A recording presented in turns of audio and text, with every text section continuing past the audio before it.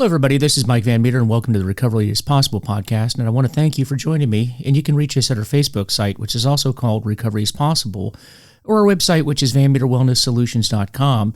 And this podcast exists to educate the public about addiction, remove the stigma associated with addiction, and offer help and support to those suffering from addiction. And as you know, this podcast is brought to you by HALT, a substance abuse and mental health treatment center specializing in treatment for the first responders' needs, including PTSD, anxiety, and substance use. So take the first steps to a better life today by visiting FHEHealth.com. That's FHEHealth.com. And folks, what I'd like to talk to you today is I want to talk to you about the concept of HALT, or not being hungry, angry, lonely, or tired. HALT. Hungry, angry, lonely, or tired. You know, if you spend a lot of time around 12-step meetings, you're going to hear a lot of acronyms. And as many of you know, I'm working at a treatment center in Maryland right now and working with the patients and actually doing much of the psychoeducation for the patients while I'm there. And I'm finding that a lot of the patients that come through have never heard of the acronyms and the one-liners that you often hear about in 12-step meetings. And it's a shame because they're pretty pithy. They're really just to the point. They're very good, and there's a lot of tradition and knowledge and, frankly, some wisdom that goes into many of the sayings that you hear at 12-step meetings. And I know when I first came into recovery, I found a lot of them corny. I'm not really sure if I like them or not, but as time went on, I realized the wisdom in a lot of them. And what's nice about the comments that are out there, or the one-liners that are out there, is particularly in early recovery when you're just still kind of swimming and detoxing, and your brain and your body are just healing and getting back to balance to where it needs to be. Keeping things short, simple, and sweet oftentimes is just the best way to go because it's easy to remember. And in the times of need and those times when you think that you might go back and relapse, it's just easy to remember some of these things. It kind of reminds me back when I was in the military, when I flew in the Navy, that whenever we had an emergency that would happen in an aircraft, everything was just so simplified. Because in a time of stress, in a time when you really just had a lot of pressure on you and it was hard to think and think quickly, then it was always easy just to go back and remember the simple things and just follow those steps and follow the sayings and get through, in our case, the checklist in an aircraft. But in your own life, sometimes in that stressful period, it's just a good way to remember what you need to do. So obviously, and we talked about this before in this podcast, that when you are in early recovery in particular, but really just at any point in recovery, it's going to be the stresses that put you out, right? That take you back out and relapse, or cause you to relapse, or contribute to a relapse. And there are certain things, particularly in that first year of recovery, that you're going to want to avoid. You're just going to want to avoid because it will help you stay focused and not fall into the pitfalls of the stinking thinking, right? That's one of the hallmark sayings that's out there, that stinking thinking that's going to take you back out. Because ultimately, a relapse starts in the mind.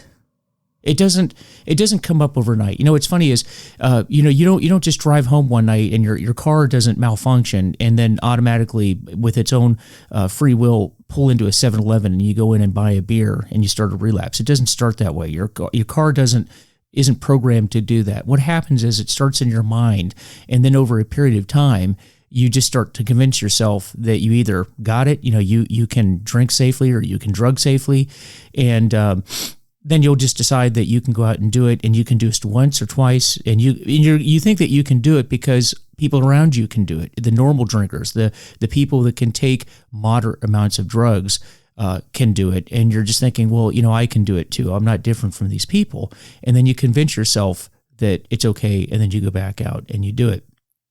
But there are things that will contribute to this thinking process if you're not careful, and one of the things that will contribute to that is allowing your body and your mind or your situation to fall into situations that are absolutely preventable.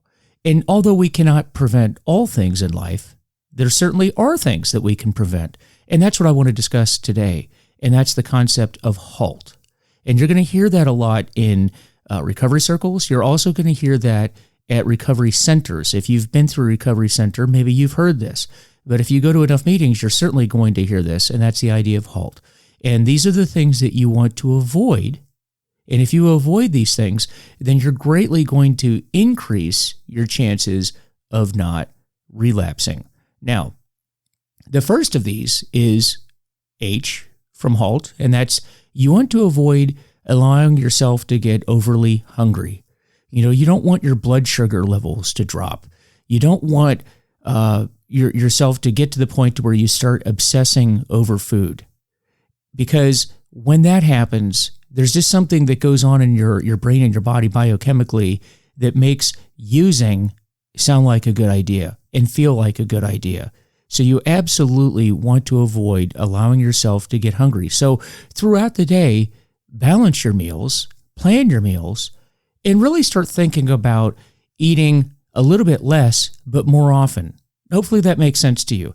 Here, particularly in Western cultures, we've gotten this idea that eating really 3 big meals a day is what we ought to be doing. And there's a lot of reasons why that's actually not a good idea, and that's really not the way that we should eat. If you think about it, babies don't eat that way. For those of you that have had small children or have small children at home right now, you know that a baby doesn't eat that way.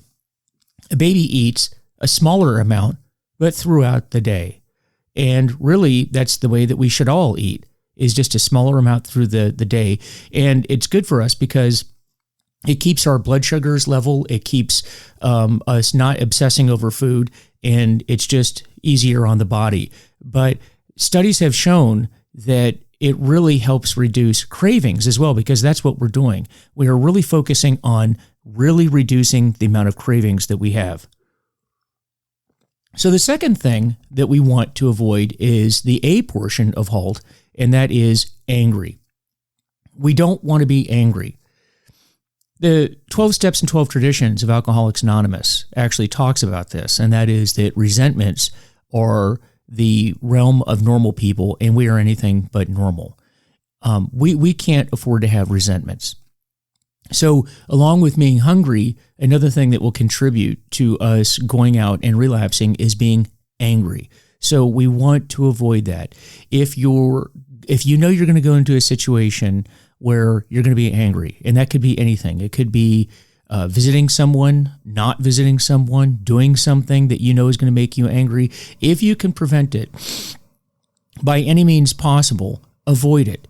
Do not go into a situation where you know that you're going to be angry at someone or something. Now, I know that you cannot always prevent that, but if you are in a situation, remember, we're doing everything. We're trying to put the odds in our favor. In other words, we're trying to put the odds in our favor. And if I know that by going to a particular dinner and there's going to be somebody there that I don't particularly like, or I have a grudge against, or they have a grudge against me, then avoid it. Avoid those situations. It may mean that we don't go to Christmas dinner. It may mean that we don't go to that party. It may mean that we don't go to a particular function. If it means that we are going to get angry, and that could lead to a relapse. So we have hungry, then we have angry.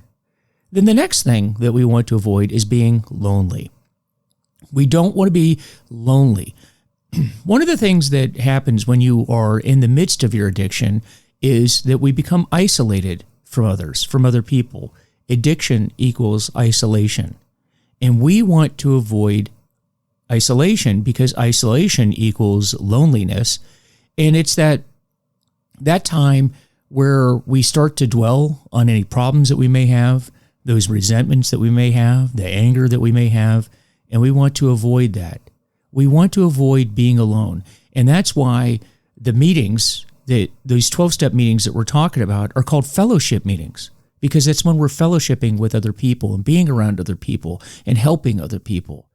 And that's going to be very, very important, because it's by connecting with other people where we find that we get out of our own head, we get out of our own problems, we get out of all of the situations that drag us down, and it helps us to connect with other people.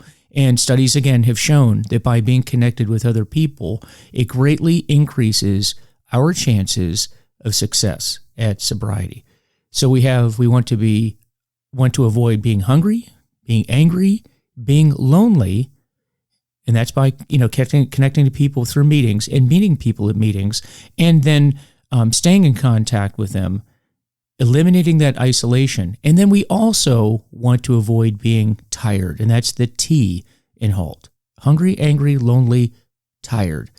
With that, we know that we want to avoid being excessively tired, because we know that by being excessively tired also contributes to us developing a craving for alcohol and for drugs, or whatever our drug of choice is. And we want to avoid that. You want to avoid being tired.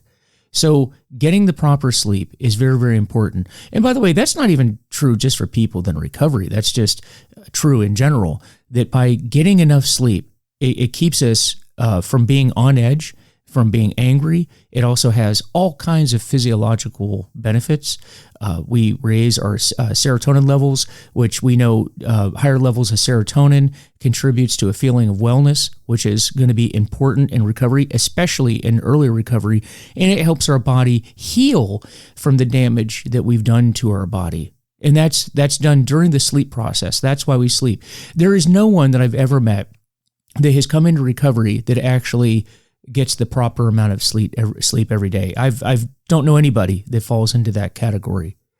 And I know a lot of people are going to say, that's not true. I pretty much spent half of my day in bed, if not more, when I was using, so I was sleeping quite a bit. And that's actually not true. You weren't really sleeping. Being in a blackout, being unconscious is not the same thing as getting deep, restorative, regenerative sleep. And that's what we need.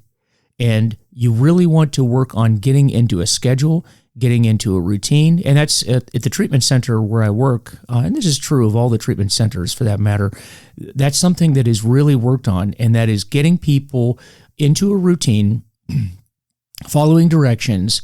And part of that routine is going to bed on time, and a regular time, a set time, and getting up at a set time. And in between, we're really working on getting that restorative, regenerative sleep that is so vital to recovery, especially early recovery. And that's the tired portion of it. So there you go. Yeah, you want to avoid being hungry, you want to avoid being angry, you want to avoid being lonely, and you want to avoid being tired. And that's the acronym HALT. And so with that, folks, I know that this is something that is put out routinely at recovery meetings. But, particularly with COVID, people aren't going to meetings. People aren't getting the contact with another. They're not learning. And that's really among all of the other damaging things that COVID has done to us lately. The fact that people are not learning about recovery and learning the things that we are discussing here on this podcast is a real detriment to people that need to be in recovery. And that's why I felt compelled to have this discussion today, so we can start teaching people the things that they would have normally been hearing at meetings and in treatment over the last year. And I know that this is going to help a lot of you out there as far as, how you approach recovery. And folks, just take that to heart. It's not going to guarantee anything. It's not going to guarantee that you'll get sober, but it will certainly contribute to you being sober. And it's just one more tool in that toolbox that you can use as we battle this really devastating disease, and that's the disease of addiction. So guys, again, this episode's been sponsored by FHE Health. According to SAMHSA, first responders are 30% more likely to develop behavioral health conditions like PTSD. FHE Health specializes in getting first responders better and cleared for duty. So find out more at fhehealth.com, fhehealth.com.